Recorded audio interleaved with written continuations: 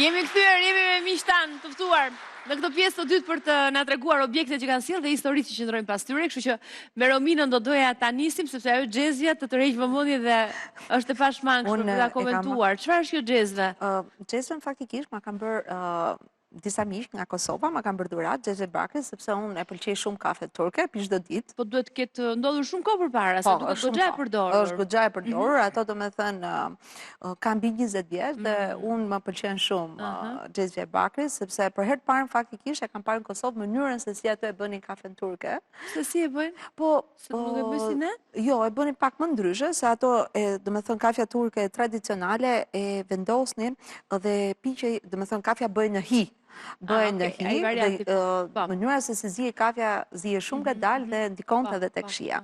Dhe gjithashtu këtu kam sjellë edhe një set, të cilën unë kam shumë qejf të shtroj dreka ose darka, sidomos për periudhët e festave, dhe kjo është seti që përdor gjithmonë kur vinë miq në shtëpi. Më pëlqen shumë. I set gold, që e kombinon pastaj me pjatat i kanë të bardha dhe ato janë me një rrit gold, janë shumë të bukura.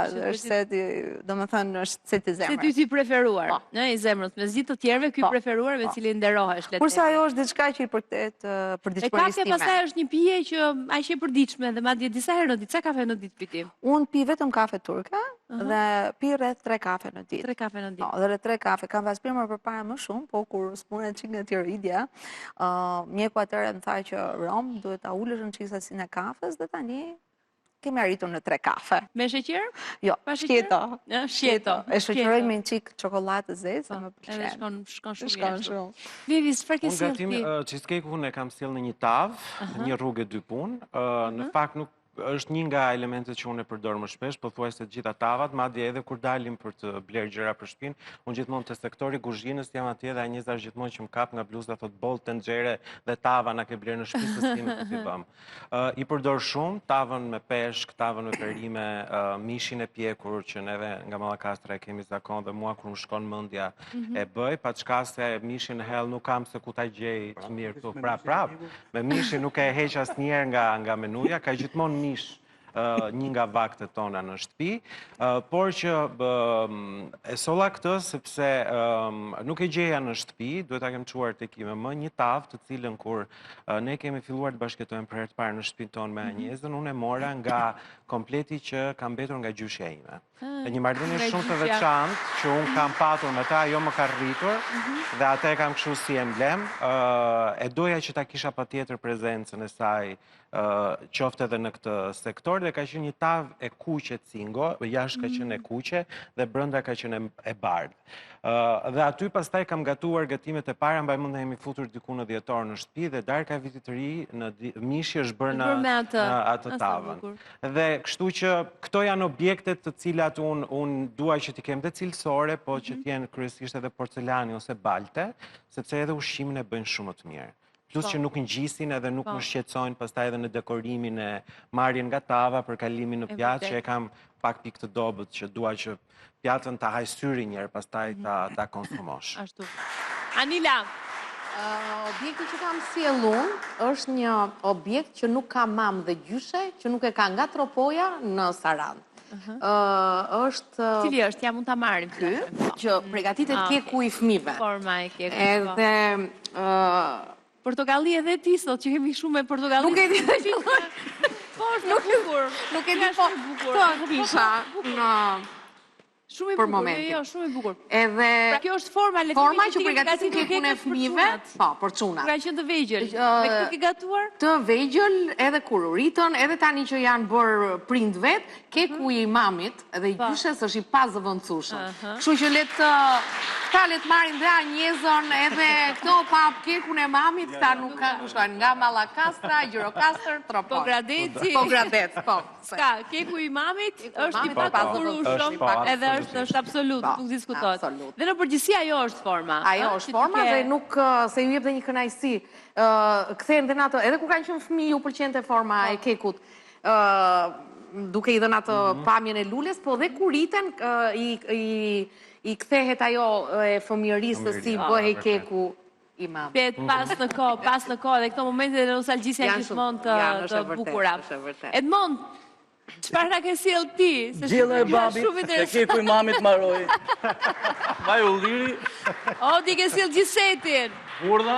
Hudra ca po qëruara. Kjo drasa është bërë, kurse këtë më tha ime shoqë e mere se dukesh modern. Shtypur.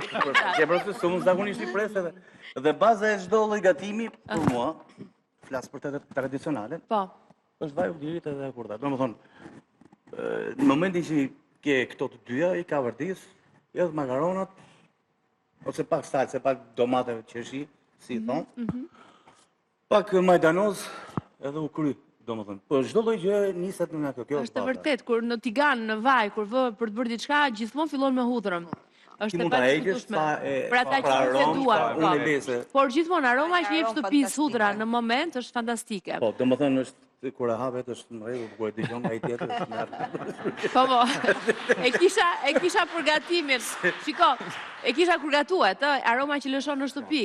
Po kështu pastaj njeriu që shijon shumë hudrën nuk shqetësohet shumë pastaj në fund fare thotë s'kam çfarë të bëj. Unë po vrisja mendin se ose merr masat, për shkakun ta konsumoj hudrën në darkë edhe që nesër e di që do takoj njeriu. Edhe nesër ke probleme.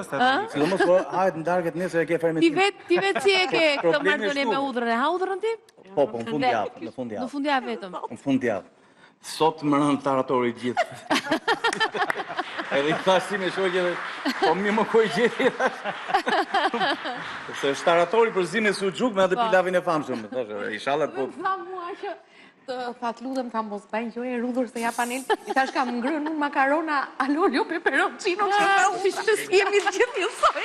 Jo, e di çfarë po mendoj Erudin. Dëgjova nga 3 bashkëpunëtuesit që kam pas probleme me stomakun. Po si qelloj pak problem që unë. Unë gjave shavor, kam blujt edhe prapë s'ma gjithë që me stomakun.